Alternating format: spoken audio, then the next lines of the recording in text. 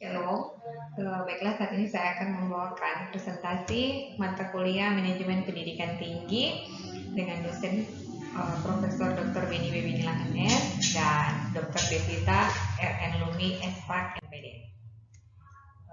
Pengarahan dan pengendalian dalam manajemen pendidikan tinggi.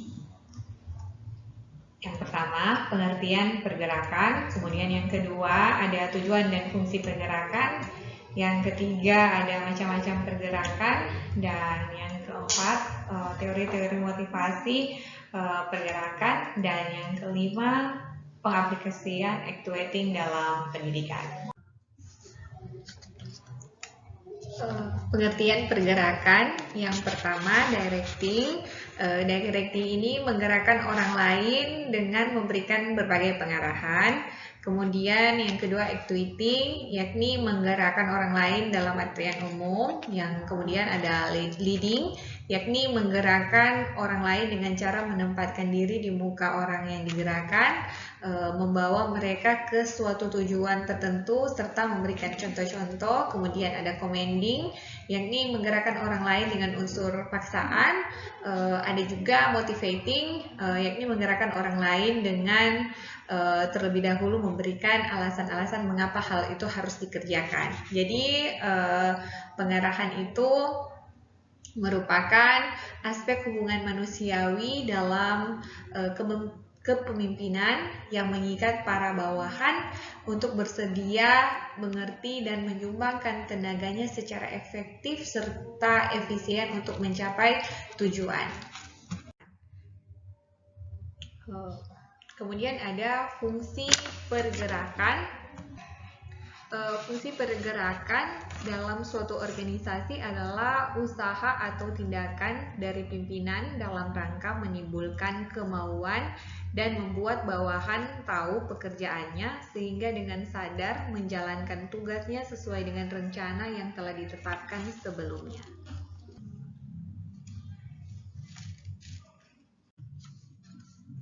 Macam-macam pergerakan. Yang pertama, orientasi. Orientasi adalah merupakan cara pengarahan dengan memberikan informasi yang diperlukan agar supaya kegiatan dapat dilakukan dengan baik. Yang kedua, perintah. Perintah merupakan permintaan dari pimpinan kepada orang yang berada di bawahnya untuk melakukan atau mengulang suatu kegiatan pada keadaan tertentu. Dan yang ketiga, delegasi dan wewenang. Pendelegasian bersifat lebih umum jika dibandingkan dengan pemberian perintah. Dalam pendelegasian, wewenang ini pimpinan melimpahkan sebagian dari wewenang yang dimilikinya kepada bawahan.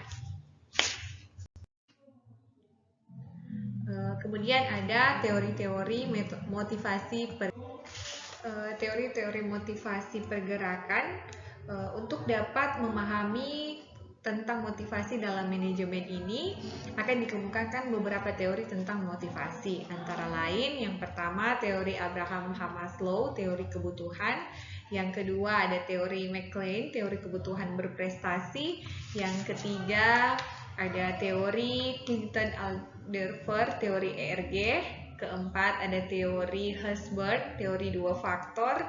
Yang kelima ada teori keadilan. Keenam ada teori penetapan tujuan. Ketujuh ada teori Victor Hafrum, teori harapan.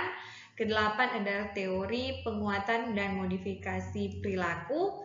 Kesembilan ada teori kaitan imbalan dengan pengaplikasian actuating dalam pendidikan.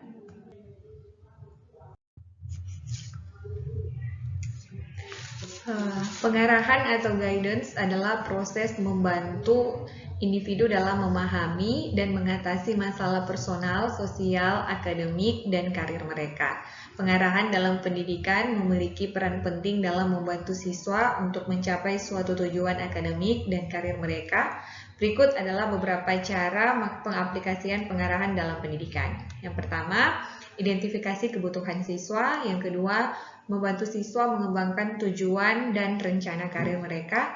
Yang ketiga, menyediakan dukungan akademik. Keempat, memberikan konseling dan dukungan secara emosional.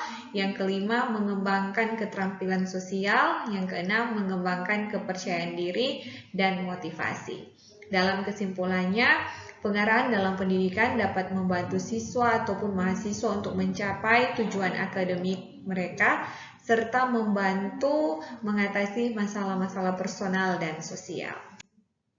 Demikian presentasi saya. Terima kasih. Tuhan memberkati.